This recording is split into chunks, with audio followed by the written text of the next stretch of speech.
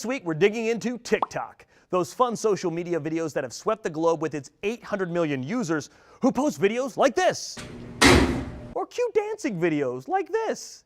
Hey, it's just how we hip millennials reach each other. How do you do, fellow kids? Harmless fun, right? Wrong. TikTok is a social media company that comes from China. And I know President Trump is usually on his own talking about China. But this time, there are some other people talking about China. Hooray for bipartisanship! And it's all because of TikTok. You see, it appears TSA workers use the social media app in videos to promote policies. Nope. Yep.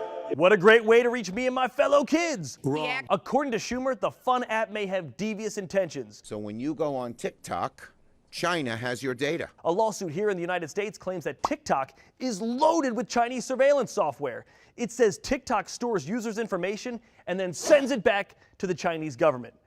TikTok denies the claims, but Schumer and Congress don't buy it.